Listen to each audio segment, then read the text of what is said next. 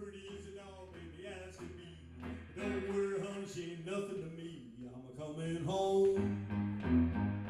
Yeah, sweet turtle dove, I'm a coming home. Sweet turtle dove, I'm a coming home. Make sweet love to you.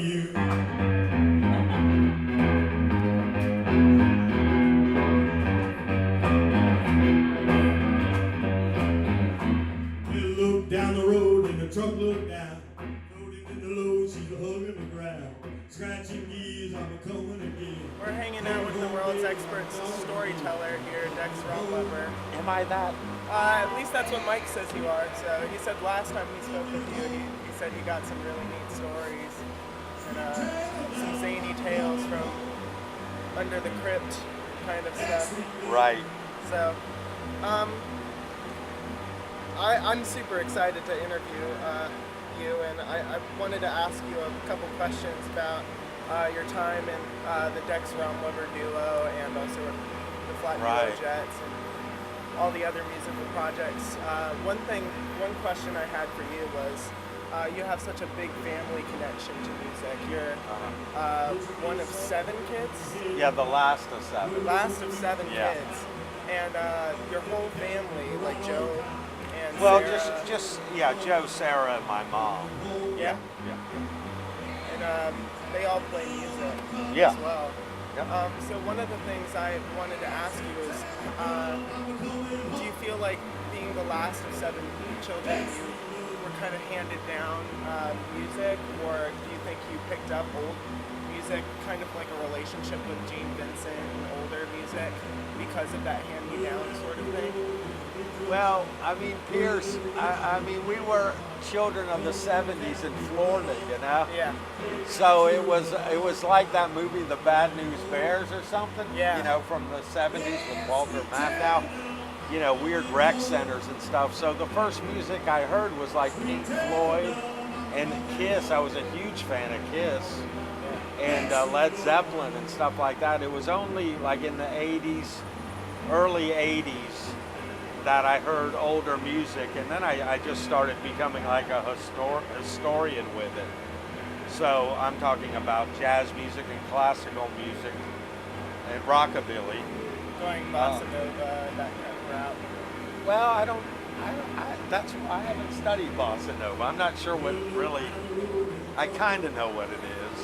But people like Django Reinhardt, Frederick Chopin, Ella Fitzgerald, Elvis Presley, Hank Williams Sr., Patsy Cline. So I like country music, and I like rock and roll, and I like jazz music, and I like folk music, some old folk music. And and Bach, you know. Bach. Yeah, jazz Bach is like my favorite. Really? Yeah.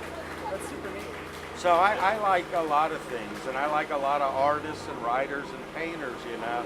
That's kind of what I got into. But I think a good day's hard labor is probably a really good way to spend the day. Yeah, absolutely. Making things with your hands. Like, Yes. I was told recently that, a lot of children today, they are so attached to technology and to computer screens that a lot of people are losing that facet of building things with their hands, you know? Yeah, I agree, man. I'm sure that's the case. And I feel like that's something that's really important to, try and make things happen. And I feel like that's a lot of what we've been doing with this festival is a lot of young people have come to me and asked me to kind of work on creating this thing with my hands and with all my passion. Right. I mean, we're super stoked to have all kinds of musicians, old and young, be a part of this thing. Right. And really make it a community effort where we're all putting things together. One big question that's been floating around about this festival, and one thing someone said earlier on in some of our interviews is that someone believes that psychedelic rock really came from the South. Do they? Well, what do you think? I don't know. I mean, I have played old music for friends, and they said that's really psychedelic. I'm not sure what they mean by that, but I think it's when maybe the artist kind of loses control or gets a little spacey or something. Yeah. Maybe that's what they mean. Yeah, maybe like Link Ray and Rumble is psychedelic because he gets all weird with the flanger. Yeah. Well, it was to show what was to come. We fall, Gabriel blow his horn.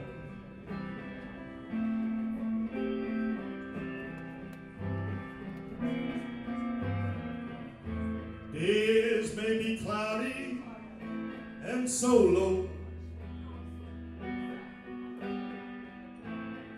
looking down that lonesome road. One other question I had is, a long time ago, I was a high school kid, and I really looked up to bands like Led Zeppelin and bands like U2 and stuff like that. And I saw a documentary called It Might Get Loud. Oh yeah. And I actually was introduced to some of your music through that. Right. I know on that is like a snippet of something called Inside Out. It's some kind of a documentary on Athens, basically. Yeah, we spent a year down there, and it was real hardcore. And the Duo Jets went back a long way. I mean, we started in '84, and then went to '98, so it went on really long. I felt a little too long. Yeah. But yeah, so that's early footage of the Duo Jets in like '85, Right. which in a way was the funnest time. Because you guys had just been signed, right? Well, we were just young, and then a lot of less responsibility, and a lot of partying, which I don't do much now.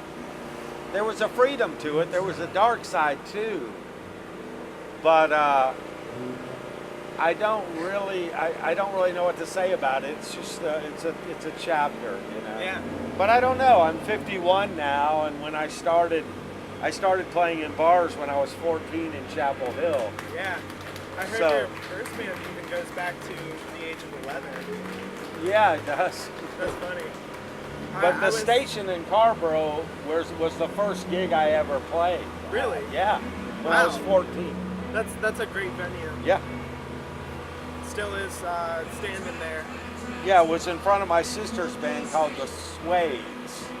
And it was a pack. They were really big back then. No one knows about them now. Yeah. So yeah, and we did like Monkey songs and Fortune Teller by the Rolling Stones, and all into surf music and all into that kind of music and psychedelic music too. That's a little cool. bit. And then I got into 50s music and then started exploring further back. But the Duo Jets started when I was in high school. In like '84,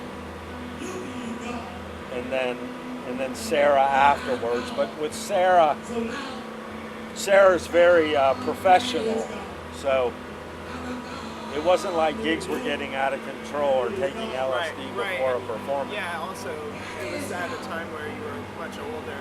Yeah. After your 30s, right? 40s. Yeah, I can't really remember. Yeah. But I think, I was in my 40s by then. Yeah. One last question I wanted to ask is about your time with the Mausoleum. Yeah. I know that's like kind of harking back to all these times of good fun and, your younger days. And I definitely know that a lot of people really recognized your talent. Right. From that period of time, and it's nice to see that you're still doing stuff with music, even through all the hardships and through maybe even some of the troubles, Yeah, it's a pretty weird way to make a living. It eventually, even. But the Mausoleum was it was a party house, and it was a horror house, and it was a rockabilly house. With pictures of Gene Vincent. Yeah, all the old rockers, Little Richard, people like that. My favorite part is learning about the Elvis Presley picture with him having that big grin and all that stack of That's All Right Mama records. Right. Yeah. I think it was, that place ended up burning down, and my friend almost died in that thing. My best friend almost died in it. And I started doing marijuana when I was 12. And then by the mausoleum years, all that type of partying was full on. And it was combined with the duo jets.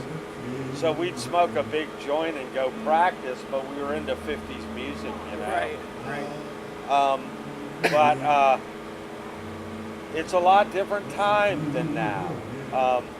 There wasn't a lot of self-reflection or knowing oneself. It was very youthful.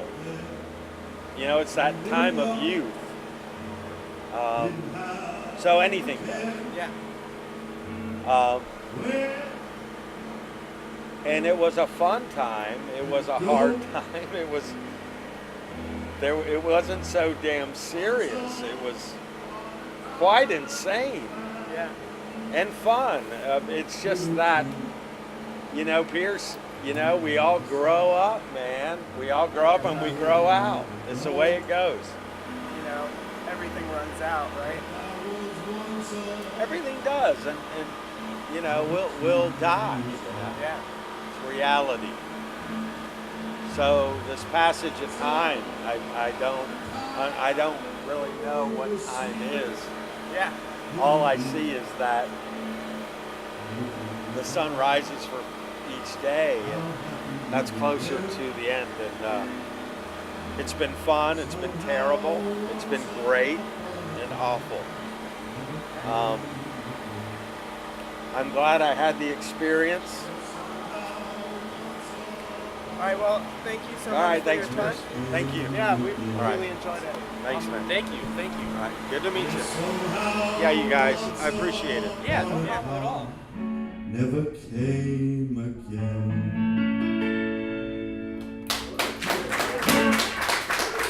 again.